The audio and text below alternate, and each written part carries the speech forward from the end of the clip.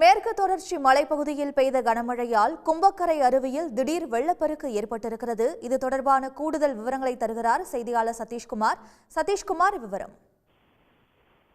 அதாவது தேனி மாவட்டம் பெரியகுளம் மேற்கு தொடர்ச்சி மலை அடிவாரத்தில் அமைந்துள்ளதான் இந்த கும்பக்கரை அருவி. இந்த அருவிக்கு நீர்வரத்து கொடைக்கானல் மலைப்பகுதியில் பெறக்கூடிய நீர்வரத்து, இரண்டாவதாக பாம்பாறு எனக்கூடிய அந்த மேற்கு தொடர்ச்சி மலையை ஒட்டியிருந்த காற்றாற்று தண்ணீர் தான் இந்த கும்பக்கரை அருவிக்கு நீர்வரத்தாக இருந்து வருகிறது.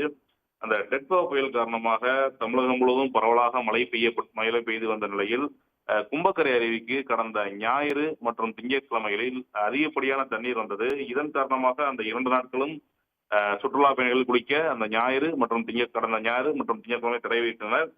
இதனைத் தொடர்ந்து நேற்று அருவிக்கு தண்ணீர் வரத்து சீராக இருந்தது. இதன் காரணமாக நேற்று சுற்றுலா பயணிகளை வனத்துறையினர் குளிக்க அனுமதித்தனர்.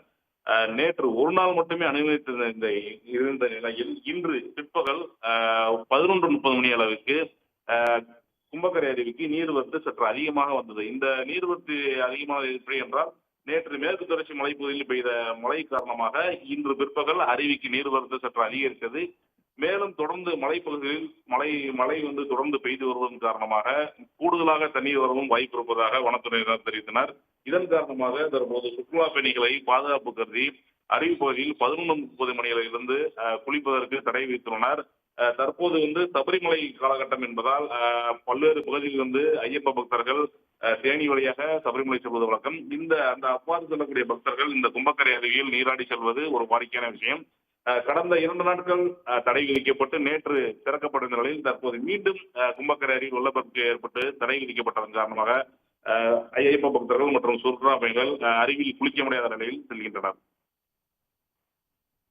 விவரங்களுக்கு நன்றி சதீஷ்குமார். உடனுக்குடன் செய்திகளை தெரிந்து கொள்ள சன் நியூஸ் பெல் ஐகானை கிளிக் பண்ணுங்க.